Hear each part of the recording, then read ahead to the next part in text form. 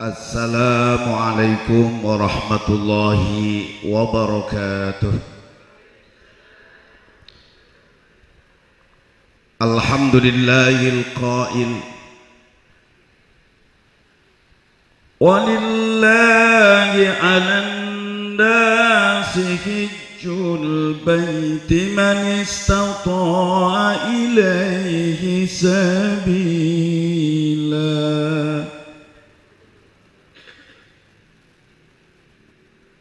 وَمَنْ كَفَرَ فَإِنَّ اللَّهَ غَنِيٌّ عَنِ الْعَالَمِينَ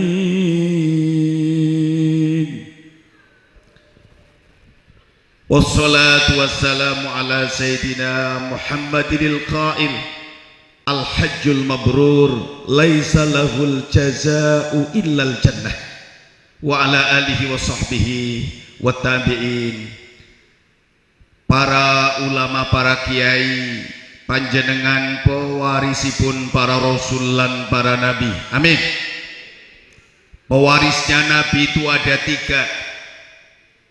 Pertama, al ulama, orang-orang yang mewarisi ilmu-ilmu nabi. Yang kedua, al abidin, orang-orang yang mewarisi ibadah-ibadah nabi. Yang paling hebat yang nomor tiga, al-arifin, orang-orang yang mewarisi ilmu-ilmu nabi sekaligus ibadah-ibadah nabi. Rahasia kenapa Rasulullah mewajibkan kita untuk ngaji sampai mati, karena Rasulullah menginginkan agar kita menjadi pewarisnya yang terbaik. Al-arifin, ilmu-ilmunya juga kita warisi sekaligus ibadah-ibadah beliau, sehingga kita mati menjadi umat yang paling mulia. Allahumma para ulama, para kiai, tugas utama panjenengan ngurusi agama, ora usah melu-melu rebutan kursi. Jentike tangan ana 5, sing langkah gunane jentik tengah, jempol gunane nggo pati ngalem, jari telunjuk nggo pati nutugna, jentik manis nggo pati masang cincin, jentik yang paling kecil nggo pati ngudek kupil. Orang yang dolayam. Jari tengah ini nggak ada gunanya. Allah menciptakan jari tengah ini cuma sebagai lambang, sebagai syiar. Ini lambang ulama. Itu sebabnya Allah bikin jari tengah paling tinggi, karena ulama derajatnya paling tinggi. Pilpres kemarin menjadi bukti bahwa ulama itu derajatnya paling tinggi. 01 menggandeng ulama, 02 hasil istimewa ulama. Ustadz yang lagi fenomenal jadi rebutan. Ustadz Abu Somad 01 mepet mendekat, begitupun 02 Yusuf Mansur, A'agim, Saifullah lakasing rebut. Ibu bapak, kenapa ulama kok jadi rebutan? Karena ulama panutan umat. Umat apa kata ulama? Kalau kata ulama ke barat, umat ikut ke barat, ke timur, ke utara, ke selatan, umat pun ngikut. Mudah-mudahan anak-anak kita, cucu-cucu kita nantinya akan menjadi al-ulama warasatul anbiya. Allahumma amin ya rabbal.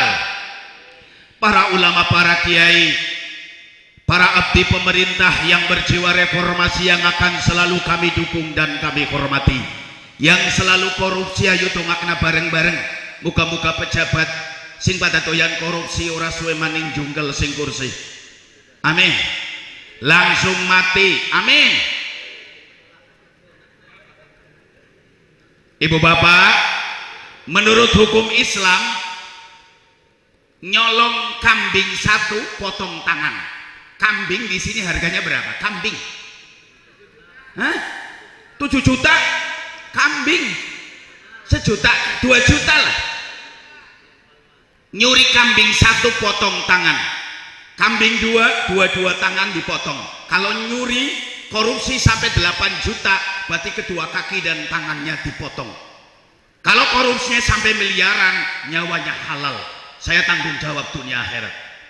Ibu bapak, sarungnya melorot ya. Sarungnya melorot. Kaum muslimin muslimat, asal kita prihatin, insyaallah ekonomi masyarakat mana nih Allah bener akan meningkat. Amin. Sedurunge beras arane gabah yen pandi masak kudu dikumbah. Manungsa sing uripe serakah ora bakalan uripe nang dunya berkah. Alhamdulillah. Kualat tuh namanya. Bagai tupai dikejar buaya hingga ia lari ke sana kemari. Hidup kita yang miskin akan merasa kaya asal jadi orang yang pandai mensyukuri. Amin. Kaum muslimin muslimat silahkan kawin asal udah sunat. Kalau ada sumur di ladang bolehlah kita menumpang mandi. Yang merasa bujang perawan kalau sudah ada yang dipandang, ayo secepatnya datang di kantor resmi. Jalan-jalan beli semangka, semangka satu dibelah dua. Main cinta jangan seenaknya sebelum sampai di kantor KUA. Amma ba'du. Alhamdulillah, sore hari ini kita bisa hadir di majelis ini dalam acara Ibu Bapak, alhamdulillah sore ini kita bisa hadir di majelis ini dalam acara pamitan mau berangkat haji. Bapak Mustofid dan Ibu Wasiah, Bapak Abdurrahman dan Ibu Al-Falah. Walimah safar sebetulnya ini salah kaprah. Kalau acara ini dinamakan walimatus safar, sebab yang namanya walimah itu harus setelah atau berbarengan. Habis menghitankan anak langsung besoknya bikin acara walimah. Walimah itu bikin makanan, tangga-tangga semuanya diundang. Apa ini? Kemarin baru menghitankan anaknya, hari ini atau nanti malam bikin walimatul khitan. Habis mengakidkan anak gadisnya, lalu malamnya atau besoknya bikin walimatul ursi. Betul apa enggak? Begitu istrinya hamil, ngundang tangga, bikin walimatul hamli. Setelah istrinya lahir, bikin walimah tasmiyatil walad, walimatul akikoh. Jadi walimah itu harus setelah. Lah ini berangkatnya ada tanggal 30 ke walimah safar. Halo. Acara walimah safar lebih tepat kalau sudah pulang ke tanah air, ke kampung dengan halaman, ungkapan rasa syukur walimah safar. Betul apa enggak? Ini salah tapi udah kaprah. Asyarru al-majhur khairum minasyarri al-mastur. Kesalahan tapi sudah tenar kadang dianggap benar lebih baik daripada kebenaran tapi belum tenar. Mudah-mudahan ini acara yang pas, ini acara pamitan. 4 orang ini ya, Bapak Mustofid, begitu Bapak Mustofid dan istri, Ibu Abdurrahman dan istri, betul ya? Bapak Abdurrahman dan Ibu Al-Falah. Ibu Bapak, beliau ini tanggal 30 insya Allah akan mengadakan perjalanan safar lil haj, perjalanan untuk menunaikan ibadah haji. Ibu Bapak, dulu waktu Umar bin Khattab sahabat Nabi mau haji, Umar bin Khattab datang menemui Rasulullah ke rumah Rasulullah, pamit, Rasulullah saya mau pamit mau haji. Harusnya bapak-bapak dan ibu ini, keempat orang ini datang ke rumah ibu dan bapak. Betul apa enggak? Tiap rumah didatangin, pamit kulo pamitan badhe pangkat haji, kulo titip umah, kulo titip sawah, kulo titip warung, kulo titip keluarga. Harusnya ibu nggih, harusnya. Tapi andai kata itu dilakukan mungkin akan terasa repot. Jamaah haji ini kemarin baru saja ikut manasik, belum urusan-urusan lain yang harus dipersiapkan. Makanya untuk menghemat waktu, kalau beliau datang ke rumah bapak ibu, mungkin beliau sempat, tapi bapak ibu mungkin di rumah nggak ada yang lagi pasar, ada yang di sawah, ada yang lagi sibuk dengan urusannya sendiri. Akhirnya harus bolak-balik, sebelum ketemu akhirnya sampai nggak pamit. Untuk itu tradisi masyarakat di Jawa ini, tradisi masyarakat di Indonesia, nggak usah jamaah yang datang ke rumah, tapi masyarakat diundang ke acara ini, acara pamitan. Kita doakan mudah-mudahan beliau ini nantinya mulai berangkat sampai pulang dalam keadaan sehat. Allahumma. Mudah-mudahan selama di tanah suci sana beliau orang yang rajin beribadah. Allahumma. Sebab definisi haji itu adalah al-qasdu ilal bait lin nusuk, menuju ke Baitullah untuk beribadah. Makanya kalau datang ke Mekah nawaitunya ibadah, bukan nawaitu dolan atau nawaitu apa ya, belanja-belanja. Nawaitunya ibadah supaya pulang menyandang gelar al-hajjul mabrur. Allahumma. Allahumma. Maaf, 1000 maaf, saya sering apa ya, lihat di tulisan di Facebook atau di WA. Gini ibu bapak, dalam Islam sebutan mabrur cuma 2. Dalam Islam julukan al-mabrur cuma 2 tempat. Yang satu dalam ibadah, yang satu bukan ibadah. Ibadah yang mendapatkan gelar mabrur cuma haji, umroh tidak. Makanya saya suka lihat, semoga umrohnya mabrur. Orang goblok nggak pernah ngaji, sarungnya melorot ya. Oh, taleni. Ini harus dikasih pengertian soalnya. Ibu bapak, sebutan mabrur di dalam Islam cuma 2. Dalam ibadah 1, bukan ibadah 1. Yang dalam ibadah cuma haji, umroh. Tidak boleh dijuluki semoga umrohnya mabrur. Kalau ada yang nulis atau menyebut seperti itu, berarti urung ngaji. Ya bang, salah kaprah. Gitu loh. Kemudian yang kedua, sebutan mabrur bukan ibadah. Terus terletak pada apa? Terletak pada dagang. Dagang itu disebut mabrur. Seperti Rasulullah Shallallahu Alaihi Wasallam pernah bersabda, Allahumma sholli ala Sayyidina Muhammad. Rasulullah pernah bersabda, ayul kasbi abdul. Usaha apa yang paling utama? Kasab apa? Kerja apa yang paling utama? Yaitu kerjanya seorang hamba Allah dari hasil keringatnya sendiri. Terus Rasulullah menyebut wa awamin kulli bai'in mabrur, pedagang yang mabrur, pedagang yang mabrur. Jadi sebutan mabrur cuma 2, yang dalam ibadah 1, berarti haji mabrur. Mudah-mudahan beliau mendapatkan titel haji yang mabrur. Allahumma. Allahumma. Yang kedua, kalau kita profilnya sebagai seorang pedagang, mudahan dagang kita ini dagang yang mabrur. Dagang yang mabrur. Allahumma. Allahumma. Dagang mabrur itu dagang yang niru Rasulullah. Kalau yang di televisi itu dagangnya orang Yahudi. Dagang model Rasulullah, tidak pernah memuji dagangannya sendiri, nggak pernah mencela dagangan orang lain. Iklan yang ada di televisi itu semuanya memuji dagangannya sendiri. Kata Komeng yang jadi iklan motor Yamaha, Yamaha semakin di depan, yang lain berarti kan mencela yang lain, memuji Yamahanya, kan dia ada lagi sponsor Yamaha. Begitu pula iklan obat nyamuk, atau orang lagi apa ya, nyemprotin obat nyamuk di ruangan, sampai habis, sampai marah, kalengnya dilemparin sama nyamuknya. Tiba-tiba datang seseorang bawa obat nyamuk terbaru, nyingkir, obat nyamuknya yang kayak gini seret. Maknanya memuji dagangan sendiri, mencela dagangan orang lain. Model-model dagang yang di televisi itu dagang Yahudi semuanya, nggak ada yang mabrur. Dagang yang mabrur seperti dagangnya Rasulullah Sallallahu Alaihi Wasallam. Allahumma. Allahumma. Amin ya Rabbal. Amin ya Rabbal. Aduh, kumis saya kemeringat bu, panas. Ibu bapak, alhamdulillah saya bisa hadir di majelis ini.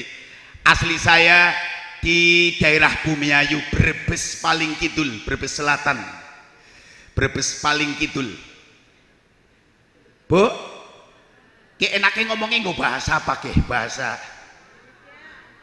Indonesia. Bahasa Indonesia.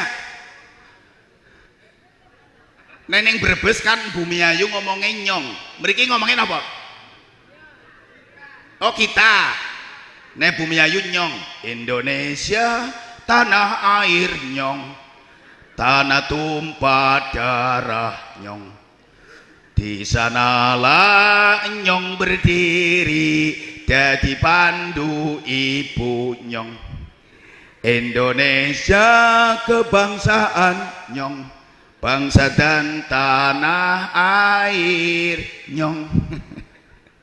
Ngomongin nyong gitu nggih. Iya, akhirnya monyong. Lama-lama monyong. Ibu bapak hadirin yang kami hormati, terima kasih atas waktu yang diberikan kepada saya. Mudah-mudahan saya bisa memanfaatnya dengan sebaik-baiknya. Mudah-mudahan setelah mendengarkan tausiah dari saya akan memperbaiki akidah iman dan Islam kita. Allahumma amin ya rabbal. Kita sebagai umat Islam sudah maklum, rukun Islam itu ada 5. Kenapa yang dibikin acara mau melakukan rukun haji kok dibikin acara seperti ini? Sebab ibu bapak, kalau kita syahadat di rumah bisa, kalau kita sholat di rumah bisa, kalau kita puasa malah di rumah terus, apalagi waktu malam nggak sahur, nggak kemana-mana. Begitupun sholat, begitu kita salam assalamualaikum, sudah lihat tetangga kita, sudah lihat desa kita, sudah lihat rumah kita. Tapi ketika haji ini masya Allah, ketika nengok, ya Allah, orang lain yang dilihat bukan tempatnya sendiri, tapi udah tanah negeri orang lain. Makanya ibadah haji bikin acara seperti ini, karena beliau-beliau nanti tanggal 30 akan menempuh perjalanan yang begitu jauh dan melelahkan. Betul apa enggak, Bu? Jauh dan melelahkan. Itu sebenarnya bikin acara seperti ini. Bahkan ibu bapak, tidak jarang orang yang menempuh perjalanan yang satu ini akhirnya saking nggak kuat sampai harus menembuskan napas yang terakhir. Mudah-mudahan beliau diberi kesehatan. Allahumma. Walaupun ibu bapak, keuntungan bagi orang haji, kalau ada hamba Allah, orang Islam habis selesai melaksanakan haji, nanti Allah akan menunjukkan gambar surga. Wahai hambaku, Anda sudah memenuhi panggilanku dan sudah beribadah, ibadah penyempurna rukun Islam. Sekarang pilih Anda, pengen masuk surga sekarang atau pulang ke negeri Anda. Misalkan ini bapak ibu nanti ditemui malaikat terus disodori gambar surga. Ibu bapak mau pilih masuk surga sekarang atau pulang ke Indramayu? Kira-kira bapak ibu mau pilih mana kira-kira? Hah? Oh, dua-duanya ini bapak aja udah siap, mantap ini. Ibu monggo lah, jawabannya bisa dua-duanya. Kalau hamba yang mutakorribin, orang yang ahli ibadah, pasti akan memilih mendingan saya masuk surga sekarang, sebab kalau besok-besok belum jelas. Hari ini saya termasuk orang yang bebas dari dosa, sehingga tidak akan sulit menempuh perjalanan menuju perjalanan akhirat. Kalau hamba yang mutakorribin, orang yang sudah kelasnya dekat sekali dengan Allah, akan memilih surga saat itu juga. Tapi boleh pilihan kedua, boleh nanti jawabannya yang benar seperti ini. Ya Allah, saya memang pengen lebun surga, saya pengen masuk surga, tapi nggak sekarang. Tapi saya pengen pulang kampung, saya ingin mendidik anak-anak saya, keluarga saya, agar menjadi hamba-hamba yang taat kepadamu, menjadi hamba yang soleh dan solehah, agar saya masuk surga bersama keluargaku. Sebabnya apa? Masuk surga sendirian, ibu bapak, masuk surga bersama keluarga lebih baik daripada masuk surga sendirian. Makanya bapak nanti kalau ditawarin, bapak langsung ini resmi tiket, pilih surga sekarang atau pulang negeri. Jawabannya, saya pilih surga tapi nggak sekarang, saya pengen pulang kampung. Saya ini duta perwakilan di Indramayu, duta keluarga saya disuruh diberi kesempatan melihat sumber Islam dari dekat, iman saya jadi tambah mantap. Akan saya tularkan kepada keluarga saya agar imannya semakin mantap, agar menjadi hambamu yang solih, yang taat. Aku pengen masuk surga bersama keluargaku. Buat apa saya di surga sendirian tapi keluargaku tidak? Nah, tuh jawaban yang betul seperti itu ya Pak ya. Aduh, harungnya melorot ini. Ini terus. ini terus. Ibu bapak hadirin yang kami muliakan, sengaja ayat itu ditulis ini. Saya yakin yang menulis ayat itu, ayat tentang haji, sebetulnya ayatnya tidak cuma itu, Kenapa yang ditulis itu? Pengumuman ibu bapak, ibadah haji beda dengan ibadah-ibadah yang lain dalam segi perintahnya. Kalau ibadah sholat, Allah perintahnya aqimus sholah, tegakkan sholat. Zakat, wa atuz zakah, keluarkan zakat. Puasa, ya ayyuhalladzina amanu kutiba alaikumusiyam. Tapi ayat yang bicara tentang haji ini paling beda. Kenapa? Diawali pakai lillah, tulillah, ditutup pakai lillah. Ibadah haji itu ayatnya ada dua ini. Ada yang lillahnya di depan, ada yang lillahnya di belakang. Walillah itu mananya apa sih? Kita kalau mau melakukan ibadah mesti ada sebut kata-kata lillahi ta'ala. Lillah karena Allah. Yang lillahnya di depan seperti ini. Walillahi 'alan nasi hijjul baiti man istata'a ilaihi sabila. Ini yang lapat walilahnya di depan, yang lilahnya di belakang. Wa atimmul hajja wal umrata lillah.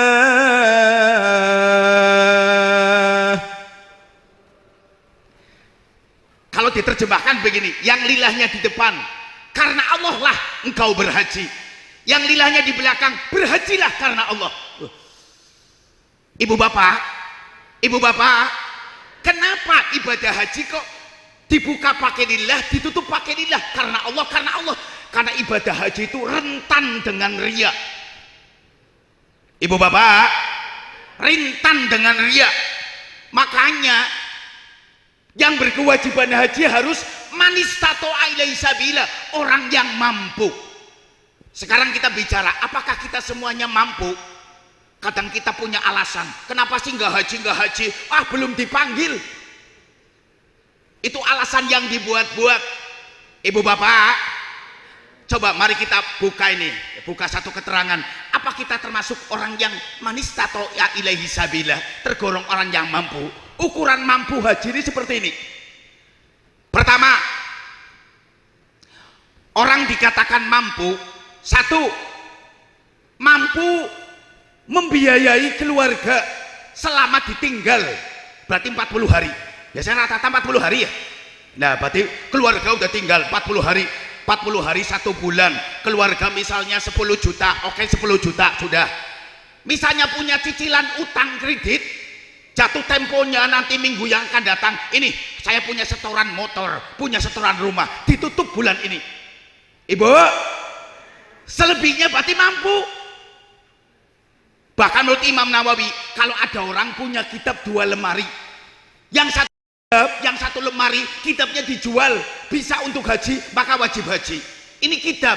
Kalau kita kaplingan punya, toko punya, rumah ada 4.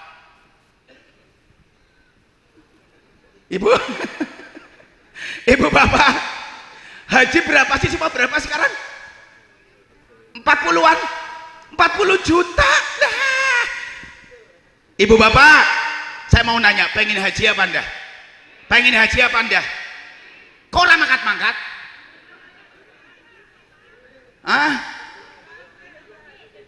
Duite Patur Rohman, pemuda asli Pekalongan, 2 tahun yang lalu haji jalan kaki 1 tahun nyampe. Mbah kita Nabi Adam diusir dari surga, diturunkan di India sampai Mekah jalan kaki. Haji itu ya jalan kaki. Apa kapan-kapan ya? Kapan-kapan saat ini warga Indramayu ini lo bener ya Pak ini? Apa rombongan apa gimana? Bismillah. Ibu bapak, sebenarnya haji itu gratis. Nah itu uang 40 juta untuk apa? Untuk nyewa hotel, untuk PP pesawat, betul apa enggak? Untuk biaya makan. Sebetulnya kalau kita jalan kaki nggak usah naik pesawat, 1 tahun nyampe. Nggak usah di hotel-hotelan, biar di masjid terus. Orang Islam itu punya hotel HI, hotel Islam, masjid, musola, semuanya milik kita. Priben setuju apa priben? Ibu bapak hadirin yang kami hormati, walillahi 'alan nasi, dan karena karena Allah, berhajilah. Berhajilah kamu karena Allah. Ayat tentang haji dibuka dengan walillah dan ditutup dengan walillah. Ini menunjukkan bahwa haji yang ikhlas murni karena beribadah datang ke Mekah itu susah sekali. Mudah-mudahan beliau-beliau ini berangkat haji nawaitu datang ke tanah suci tujuannya cuma ibadah, bukan karena yang lain. Allahumma amin ya rabbal, amin ya rabbal. Bapak ibu, kewajiban haji itu seumur hidup cuma sekali, seperti yang dicontohkan oleh Nabi itu haji cuma sekali, yaitu haji wada tahun 10 Hijriah. Rasulullah wafat tahun 10 Hijriah. Beliau juga haji di 10 Hijriah itu. Padahal kewajiban haji sudah diwajibkan pada Rasulullah sejak tahun 6 Hijriah. Andai kata haji boleh berkali-kali, pasti Rasulullah akan haji sejak disyariatkannya haji tahun 6 Hijriah. Tapi kenapa beliau menunda-menunda? Tahun terakhir tahunnya beliau wafat tahun 10 Hijriah, beliau baru haji. Andai kata Rasulullah haji dari tahun 6, berarti 6 Hijriah, 7, 8, 9, 10, Rasulullah bisa haji 5 kali. Kenapa Rasulullah haji justru di tahun terakhir beliau wafat? Maknanya ini panut pelajaran buat kita umatnya. Haji itu kewajibannya cuma sekali. Ibu bapak, makanya yang sudah haji nggak usah pengen haji lagi. Kalau udah umroh bagaimana? Kalau sudah umroh itu haji kecil. Orang yang sudah umroh tidak bisa menggugurkan kewajiban haji. Andai kata dia tergolong orang yang mampu. Aku bisa umroh, berarti orang sawi haji maning, tetap hajinya tetap. Walaupun umroh disebut haji kecil, tapi nggak bisa menggugurkan kewajiban haji. Andai kata orang itu sudah akil balik dan dia tergolong orang yang mampu. Ibu bapak, kalau orang melakukan haji sudah otomatis melakukan umroh. Ibu bangge, sudah otomatis melakukan umroh. Beliau-beliau nanti akan melakukan ibadah haji, kemudian umroh serta berziarah ke makam Rasulullah Sallallahu Alaihi Wasallam. Allahumma sholli alaih. Ibu bapak, dah Umar bin Khattab begitu pamitan bilang ke Rasulullah, permisi pamit, minta izin saya minta doa mau haji. Rasul langsung berdiri, hai Umar, justru engkau yang harus mendoakan saya. Para sahabat itu kalau mau bepergian selalu datang ke Rasulullah minta didoakan. Tapi ketika Umar permisi mau bepergian haji, bukannya Rasulullah yang mendoakan, tapi Rasulullah minta didoakan. Umar, tolong doakan saya. Umar langsung menjawab, ya Rasulullah, bukankah anda itu Nabi, doanya paling manjur? Jawabnya Rasulullah, orang yang doa dekat Ka'bah pasti dikabul oleh Allah. Karena engkau akan haji, engkau akan dekat dengan Ka'bah, sehingga doamu manjur. Ibu bapak, makanya semua yang hadir, saya mewakili semua yang hadir, wahai calon-calon tamu Allah, kami minta didoakan. Terus saya pesan, jangan minta dipanggil. Tolong nanti kalau ada di Ka'bah atau di Makom Mustajabah, panggil nama kami. Salah. Kalau panggilan itu sejak dari dulu. Begitu Nabi Ibrahim membangun Ka'bah selesai, beliau langsung naik di Jabal Qubais. Terus memberikan pengumuman, memanggil kepada seluruh makhluk hidup, baik yang masih ada di alam arwah. Beliau memanggil, dan kita semuanya sudah pernah dipanggil. Makanya bukan alasan kalau kenapa nggak haji-haji, nunggu panggilan, orang belum dipanggil. Dipanggil dari dulu. Ibu bapak, halo. Ya terus apa terus? Ini terus. Tolong calon-calon tamu Allah, doakan kami wakili semua yang hadir. Rasulullah saja makomnya seorang nabi, ketika Umar bin Khattab sahabatnya mau haji, Rasulullah minta didoakan. Tolong nanti di makom-makom mustajab doakan kami.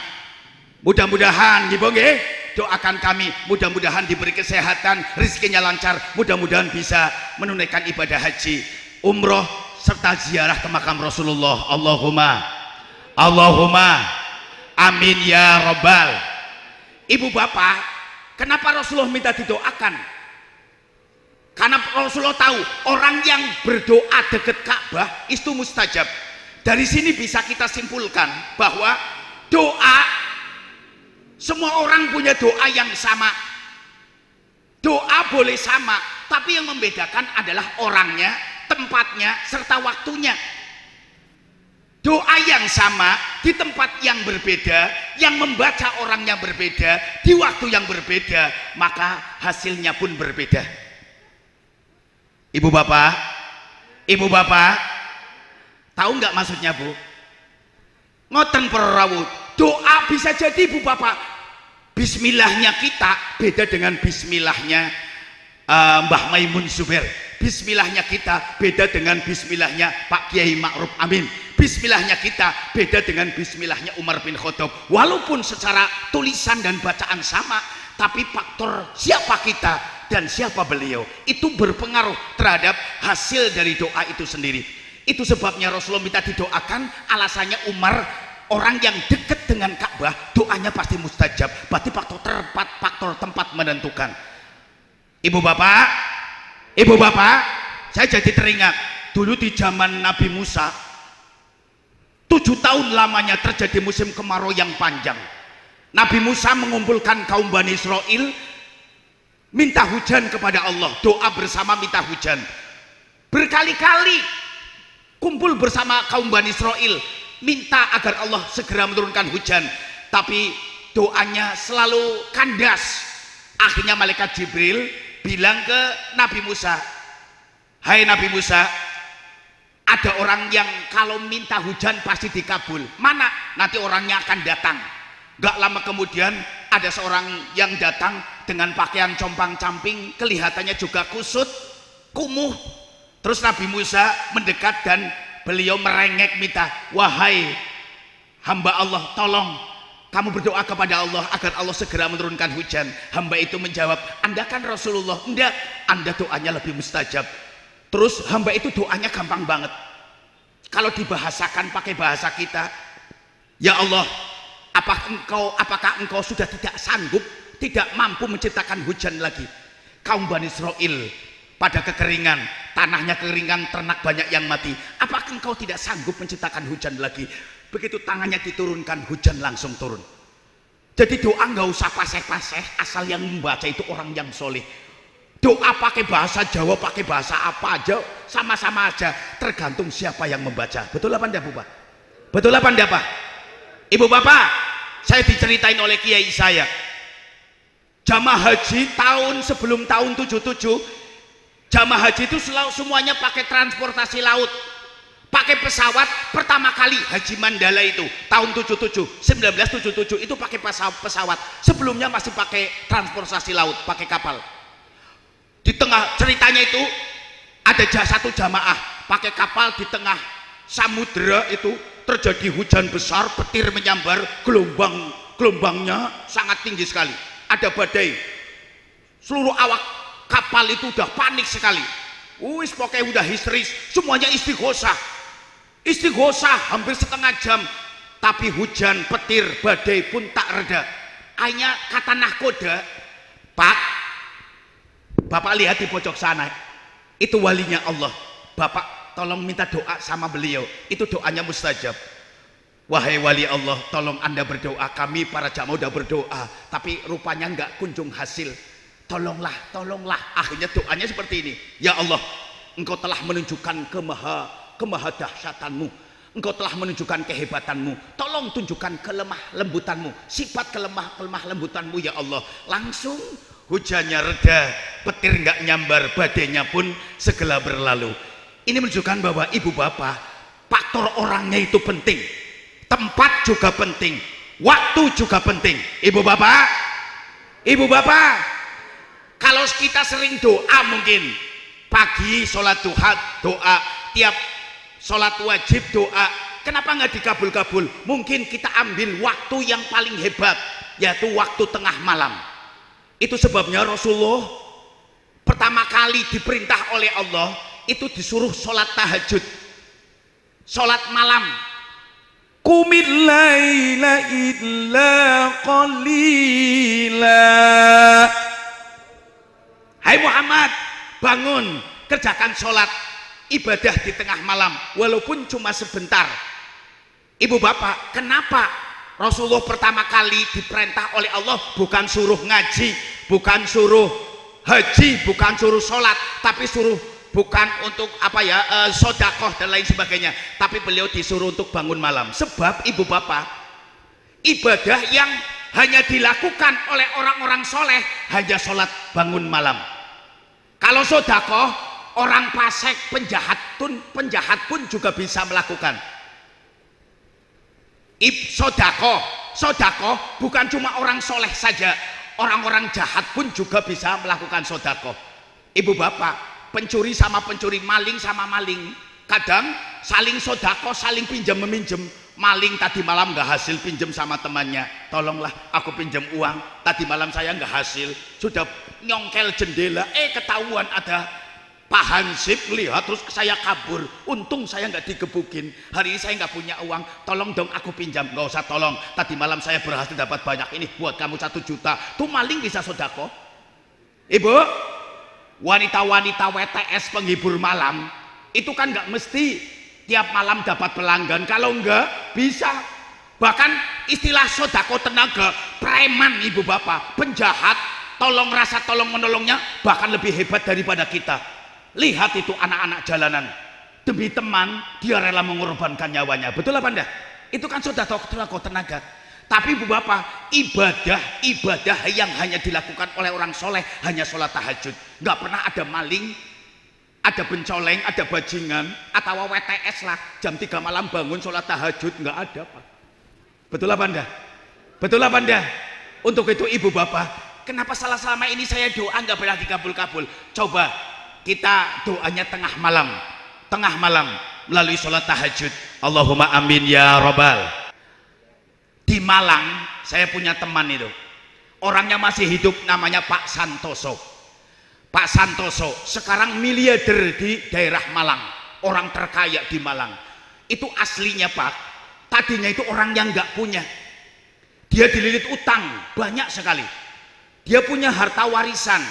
Waktu dililit utang, tanah yang warisan itu ditawar-tawarin, bahkan jauh dari harga semestinya, tetap nggak laku-laku.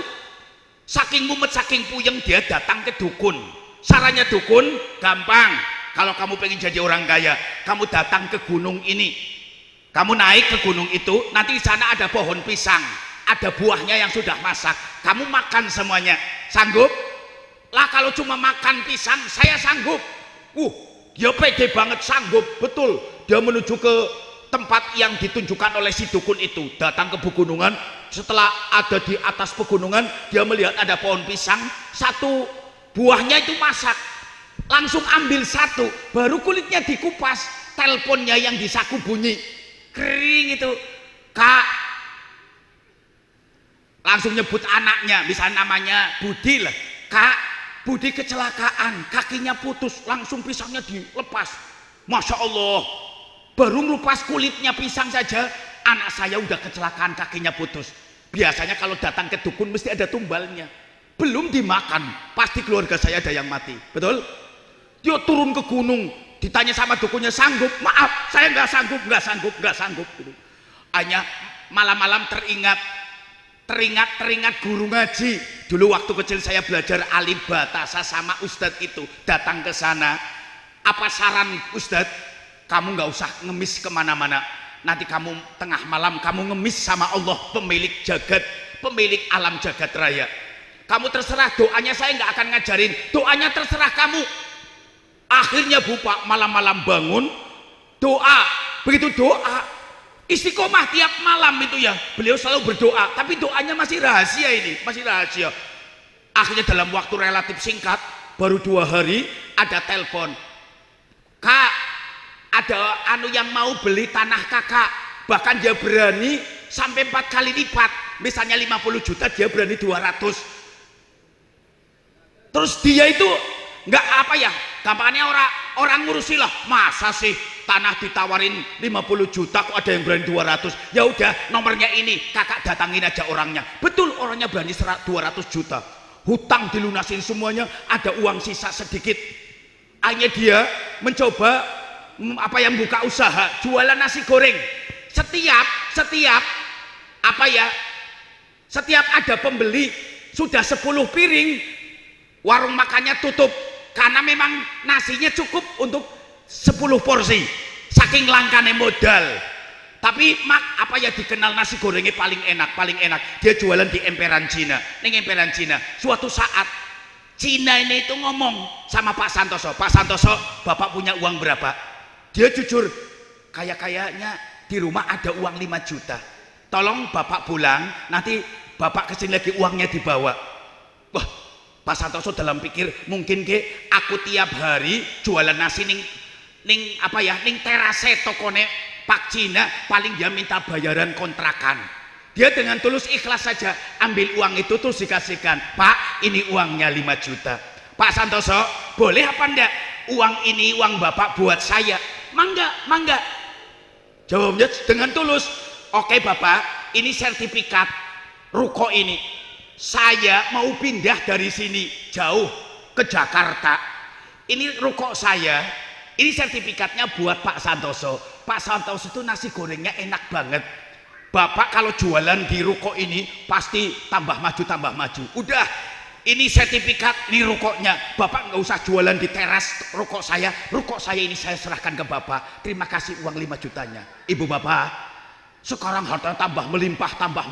Suatu saat ada orang yang nanya, Pak Kiainya nanya itu, Pak Santoso, kenapa Anda dalam waktu dekat sudah jadi miliarder? Bapak resepnya apa? Saya tiap malam selalu sholat tahajud 2 rakaat, dan habis sholat saya selalu doa. Doanya seperti apa?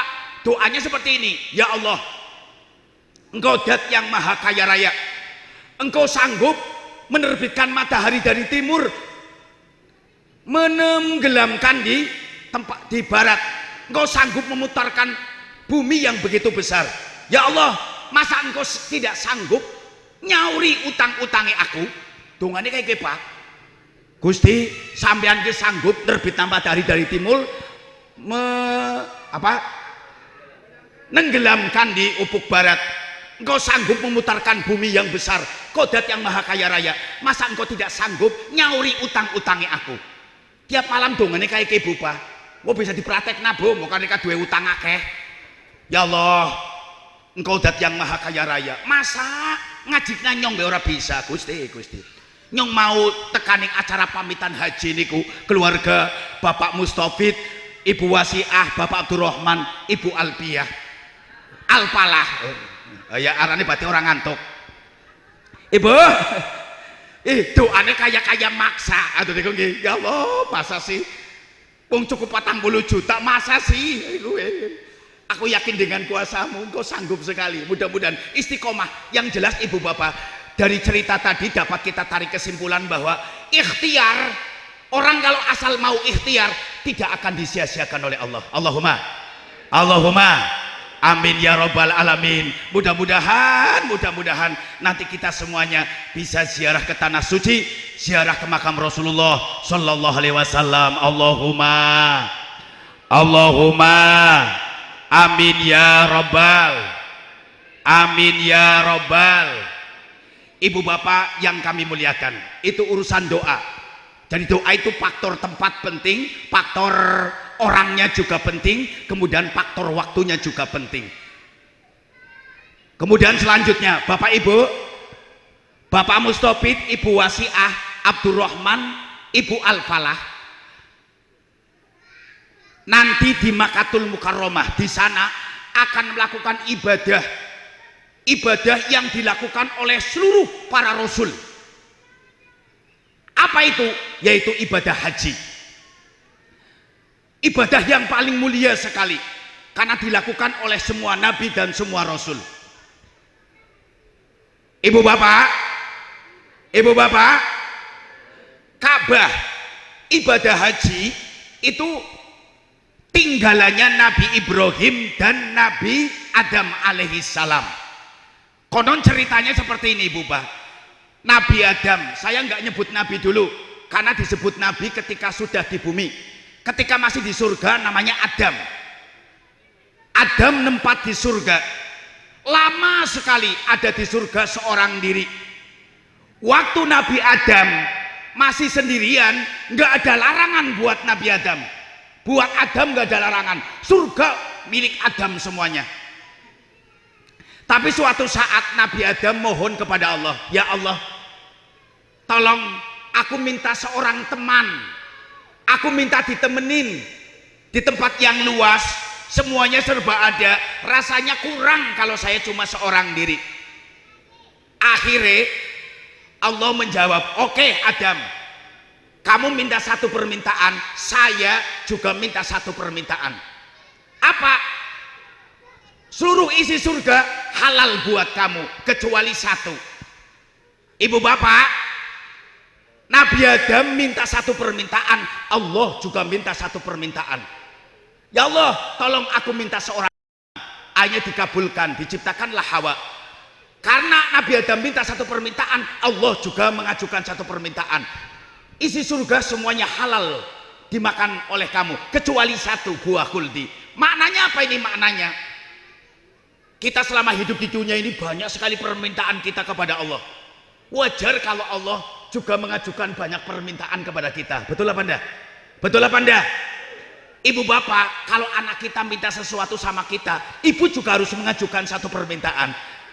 Bu, pak, aku minta dibeliin sepeda. Oke, kamu akan saya beli sepeda, tapi bapak ibu minta satu permintaan, kamu ngajinya yang rajin ya. Oke, Allahumma, Allahumma. Ibu bapak, bun ceritane. Akhirnya Nabi Adam dikaruniai seorang wanita, namanya Hawa. Nabi Adam itu tingginya 30 meter, 60 diro. Hawa ya nggak jauh dari itu. Nabi Adam dikaruniai seorang wanita yang cantik, celita, wanita yang sempurna. Wong wadon sing paling ayu niku Siti Hawa. Sebabnya apa? Siti Hawa itu paket komplit, dari rambut sampai telapak sempurna semua. Kalau kita kan enggak, kadang-kadang mukanya bagus tapi telapaknya jebrek. Bu, ibu, mukanya cakep tapi bodinya body magicom, lempeng. Bener ki bener? Ibu, Hawa itu paket komplit. Ya Allah, wajar kalau Allah mengajukan satu permintaan. Ibu bapak, Hawa paket komplit, wanita sempurna, cantiknya mulai dari rambut sampai telapak, luar biasa, dikaruniai oleh Allah untuk Nabi Adam alaihissalam. Ibu bapak hadirin kang kula muliakan, ternyata Nabi Adam dan Siti Hawa nggak kuat dengan satu permintaan Allah itu. Hanya beliau harus menerima konsekuensinya. Beliau dihukum oleh Allah, diusirlah Adam dan Hawa. Adam diturunkan di India, Hawa diturunkan di Jeddah. 100 tahun Adam mencari Hawa nggak ketemu. Adam naik gunung, turun gunung, Nabi Adam turun gunung, tiap waktu selalu berdoa ingin sekali dipertemukan dengan istri tercinta Hawa. Siti Hawa ketika diturunkan sampai akhirnya ketemu 100 tahun tidak pernah kemana-mana, selalu ada di Jeddah. Jadi Adam yang mencari. Ini pelajaran bahwa harusnya laki-laki yang mencari perempuan, Adam yang mencari Hawa. Tapi sekarang zaman kebalik, justru Hawa sih ngejar-ngejar Adam. Halo Adam, malam minggu jalan-jalan yo, Hawa nih SMS. Ya, zaman wis kebalik. Ibu, akhirnya Nabi Adam setelah 100 tahun mencari, Allah merasa kasihan, menyuruh malaikat Jibril, temui Adam. Adam, saya dititipin oleh Allah titipan untuk kamu, doa agar kamu ketemu Hawa. Mana doanya? Aku pengen banget ketemu Hawa. Akhirnya dikasih doa, tapi doanya bunyinya yang sering kita baca itu, Rabbana hablana Rabbana zalamna anfusana wa illam taghfir lana wa tarhamna lanakunanna minal khasirin. Rabbana dzalamna anfusana wa illam taghfir lana. Ya Allah Gusti, kula salah, kula njaluki ngampura. Lamun Gusti mboten ngampura dosa lan salahi kula pasti bakal tergolong wong sing rugi. Aneh, Nabi Adam pengen ketemu Hawa, tapi dikasih doa Adam kok ning aku salah.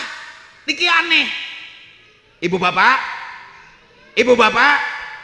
Adam Hawa kan kepengen ketemu Hawa, Adam pengen ketemu Hawa. Nggih po nggih? 100 tahun mencari nggak ketemu. Malaikat Jibril ngasih doa, tapi doanya biar Adam ngaku salah dan minta maaf. Ini pelajaran buat kita, ibu bapak, pelajaran buat kita. Dulu ada seorang kiai didatangin tamu. Pertama, tamu itu mengadu, Pak Kiai, desa kami kekeringan sudah lama, tolong kami minta doa agar hujan segera turun. Apa kata Kiai? Pak, baca istighfar yang banyak, insya Allah Kiai. Gak lama kemudian tamu yang pertama belum pulang, datang tamu kedua.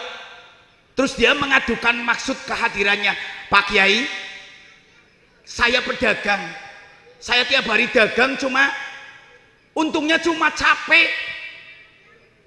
Dagang tiap hari cuma balik modal, nggak ada untungnya. Saya minta doa agar usaha saya, rezeki saya semakin banyak. Terusan apa kata Kiai? Pak, baca istighfar yang banyak. Tamu yang pertama bingung, Pak Kiai ini gimana? Saya minta hujan disuruh baca istighfar, ini pedagang yang pengen dapat untung suruh baca istighfar. Jangan-jangan Kiai ini ke dongane ngertine siji tok istighfar tok. Gak lama kemudian ada tamu lagi datang, Assalamualaikum, mangga.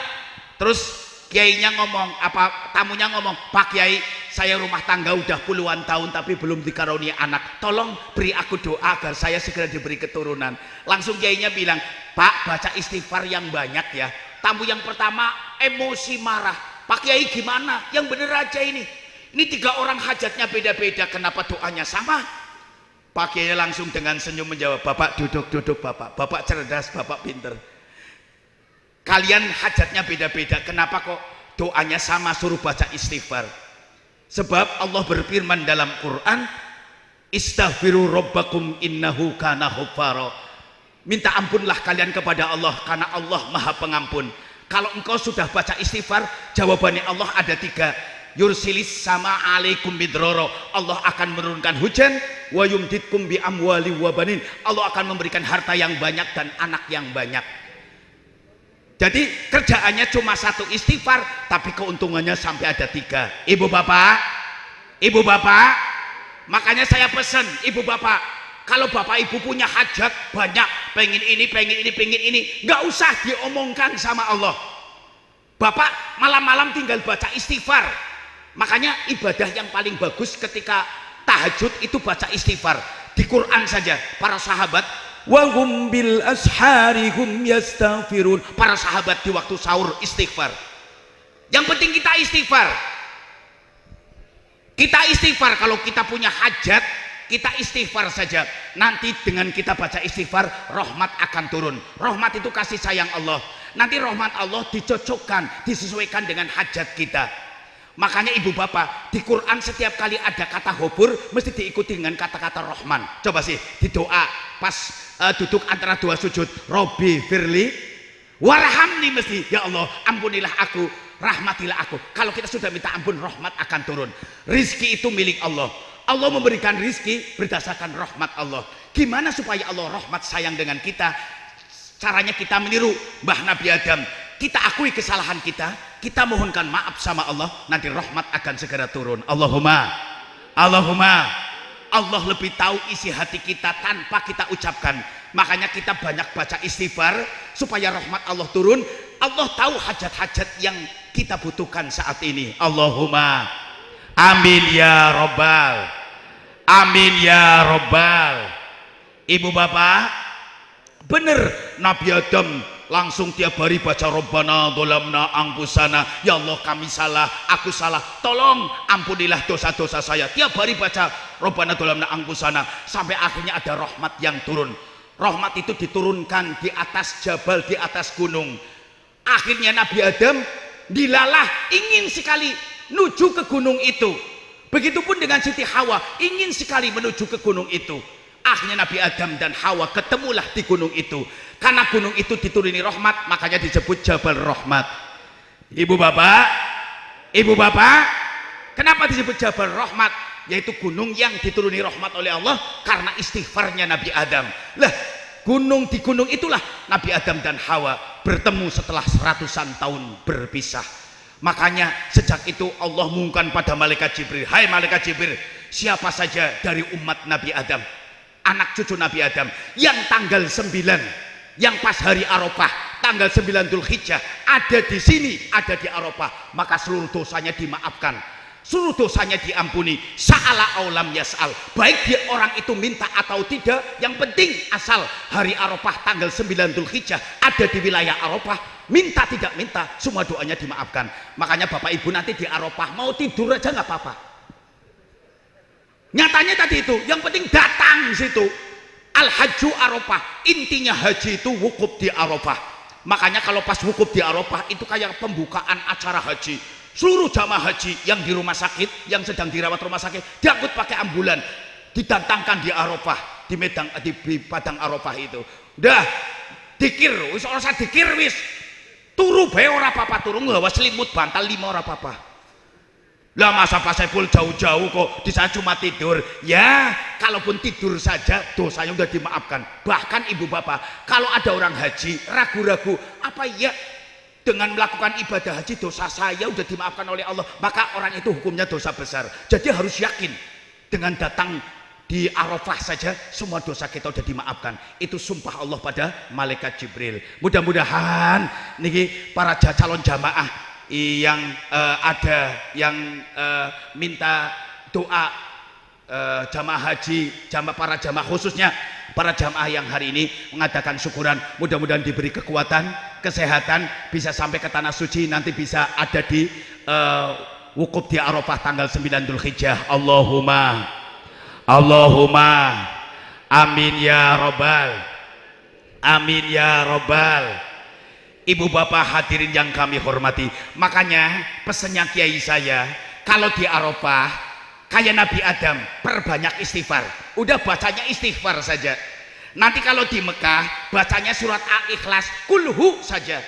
Nanti ketika di Madinah Rasulullah paling suka sholawat. Kalau di Madinah perbanyak baca sholawat, kalau di Mekah perbanyak surat Al-Ikhlas, kulhu. Ketika di Arafah istighfar diperbanyak.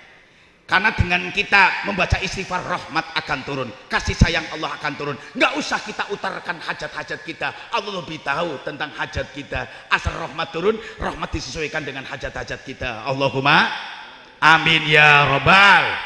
Ibu bapak hadirin yang kami hormati, sampai jam berapa ya?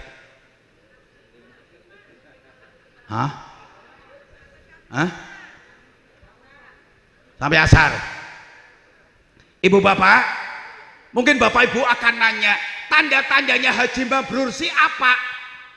Tanda-tanda haji mabrur yang sesuai hadis Rasulullah ada 2. 1, ifsa'us salam. Yang kedua, ita'amut to'am. Tandanya 1, ifsa'us salam, menjadi orang yang menyebarkan kedamaian. Ketemu siapa saja salam, menciptakan kedamaian kepada siapa saja, tidak menjadi provokatif. Jadi orang yang hajinya mabrur menjadi orang yang selalu menyebarkan kedamaian, ketemu siapa aja salam, menciptakan kedamaian di mana-mana, tidak menjadi provokatif. Makanya ibu bapak, kalau ada orang sudah haji di perapatan kok berantem karo tanggane, wah yakin tanggane pada ketawa semuanya. Kamu tahu nggak, Pak Haji lagi berantem di perapatan. Ibu bapak ini jadi cirinya itu. Yang kedua, ita'amut to'am, menjadi orang yang dermawan. Yang tadinya sebelum berangkat itu tangannya kayak gini nih ya pelit, kucire kena dikepang ya, taine digoreng itu, menjadi orang yang pelit. Setelah pulang menjadi orang yang dermawan. Allahumma. Kemudian yang sebelum berangkat itu sama tetangga nggak akur, sama tetangga nggak akur, sama teman nggak akur, sama saudara nggak akur. Begitu pulang datangin semuanya ya, terus kita katakan assalam, damai-damai. Itu ciri-ciri orang yang haji. Jadi menyebarkan kedamaian, tidak pernah menjadi provokatif di tengah-tengah masyarakat. Yang kedua menjadi orang yang dermawan. Itu ukuran orang yang haji mabrur. Allahumma amin ya rabbal.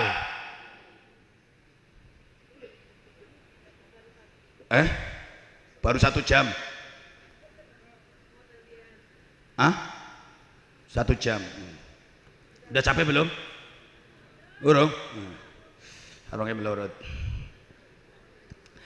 Ibu bapak hadirin yang kami hormati, kemudian pesan saya nanti selama ada di tanah suci, pertama adab harus dijaga. Sebabnya apa? Tanah suci itu tanah yang disucikan oleh Allah, tempat paling aman di dunia, tidak pernah ada keributan. Di Mekah, Medina itu tanah yang dijaga keamanannya karena sudah dinas oleh Al-Quran. Wa amanahum min khawf di surat Al-Quraisy. Betul ya Bu ya? Tanah yang paling aman itu Mekah, Medina, tanah paling aman. Kalaupun dulu ada kericuan, hitungannya hanya 1 menit. Waktu hajjaj itu ya, hajjaj itu bikin kericuan, itu hitungnya cuma 1 menit. Habis itu sudah selesai. Nggak pernah ada keributan, tanah paling aman karena dijaga oleh para malaikat. Itu tanah suci. Makanya di Mekah, Medina harus andap asor, harus yang sopan, jaga adab. Sebabnya apa? Mari kita lihat sejarahnya Imam Malik, gurunya Imam Syafi'i. Imam Malik itu tinggalnya di Medina, puluhan tahun ada di kota Medina. Selama 10 tahun, puluhan tahun di kota Medina, Imam Malik nggak pernah buang air kencing atau BAB di negara Medina. Sebabnya apa? Sebabnya ada Rasulullah, ada jasad Rasulullah di dalam tanah. Ini perlu dicatat ibu bapak. Imam Malik punya rumah di Medina. Selama tinggal di Medina tidak berani kencing atau BAB di negara Medina.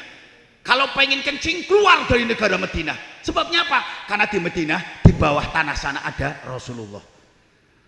Ibu bapak, di tanah suci orang sembarangan di sana, orang notok nanti ditotok, orang nakal dolim nanti ditolimin. Kalau orang pelit di sana nanti akan dipelitin, jahilin orang lain dia akan dijahili orang lain. Tanah suci sana itu hukum karma berlaku di sana. Masya Allah, kita ngeri gitu ya, ngeri. Makanya selama di Mekah, di tanah suci sana harus jaga adab dan sopan santun. Itu yang pertama. Bahkan ibu bapak, semua janda itu boleh dinikahi oleh umat Nabi Muhammad kecuali jandanya Rasulullah. Kenapa janda Rasulullah haram kita nikahi? Alasannya kita memuliakan Rasulullah. Sampai-sampai dalam rangka memuliakan Rasulullah aja janda Rasulullah haram kita nikahi. Maknanya apa? Takdimnya kita, takrim kita, muliakan kita kepada Rasulullah. Masya Allah, sampai merubah hukum jandanya Rasulullah sampai haram untuk kita nikahi. Ini luar biasa. Makanya adab sopan santun di tanah suci harus dijaga betul-betul. Apalagi adab-adab orang-orang timur seperti orang Indonesia ini. Kemudian selama di Mekah dan Medina, pesene kula niki. Nomor 1, aja kadiran bener. Nomor 2, nomor 1 aja ngerasa bener. Nomor 2 aja ngerasa pinter. Nomor 3 aja ngerasa sugih. Aja ngerasa bener tirun Mbah Adam. Nabi Adam ngerasa salah, Rabbana dzalamna anfusana. Aja ngerasa bener, kita ngaku salah pumpung di tempat suci. Nomor 2, aja ngerasa pinter. Sebabnya apa?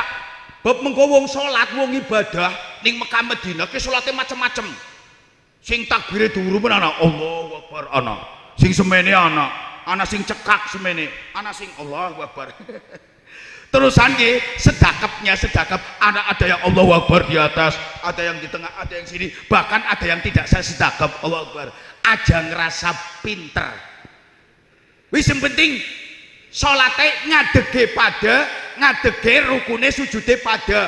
Masalah liyane ora penting karena mereka punya madhab sendiri-sendiri. Sebab selama Mekah Madinah tidak boleh berbuat fasik dan tidak boleh melakukan pertengkaran dengan orang lain. Mulane wis Orang mau sholat macam-macam silahkan, mereka punya alasan dan punya madhab sendiri. Yang penting berdiri, ruku dan sujudnya sama.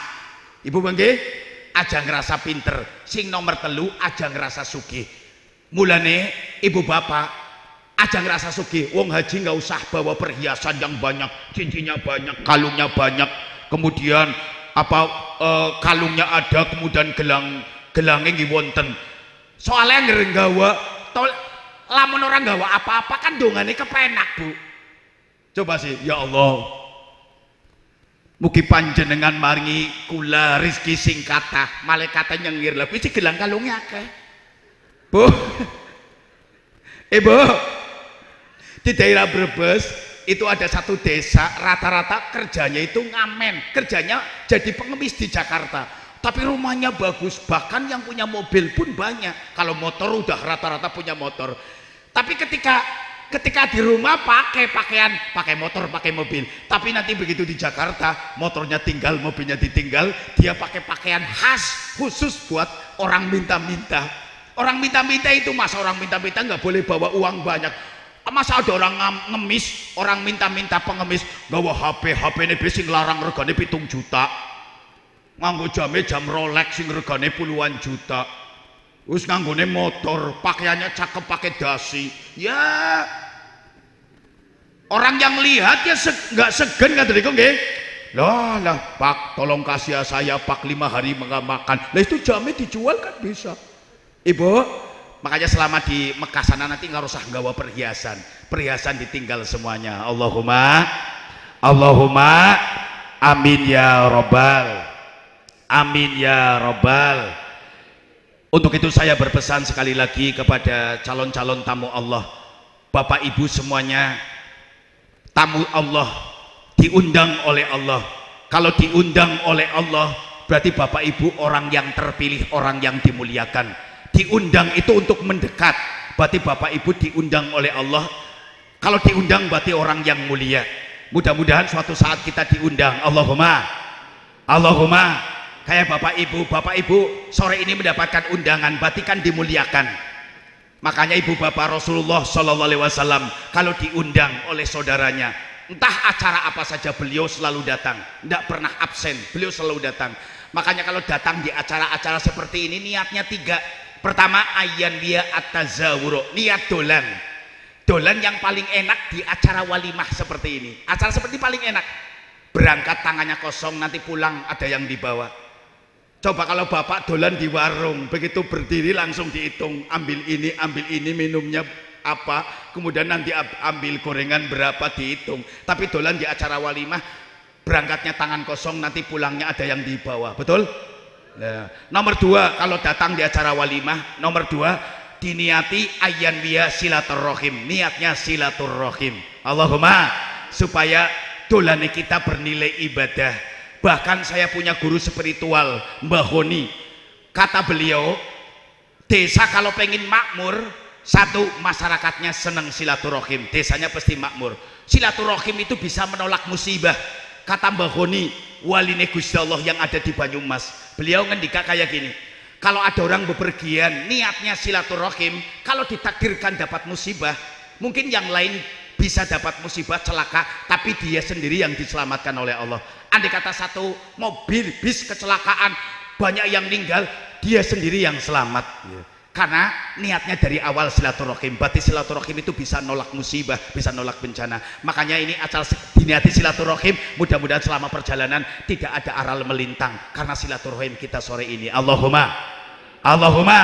Yang ketiga datang di acara walimah, niatnya adalah ayyan biya idkhalas surur, niat membuat senang kepada yang ngundang. Coba ibu bapak, kalau beliau bikin acara seperti ini, ngundang kita, satu pun gak ada yang hadir, saya yakin beliau nangis, sore ini nangis. Misalnya ngundang undangan nyebar sampai ratusan, satu pun gak ada yang datang, pasti beliau akan menangis. Tapi kalau semuanya datang, pasti beliau akan bahagia. Bukankah itu khurus surur, membuat senang hati orang umit itu ibadah?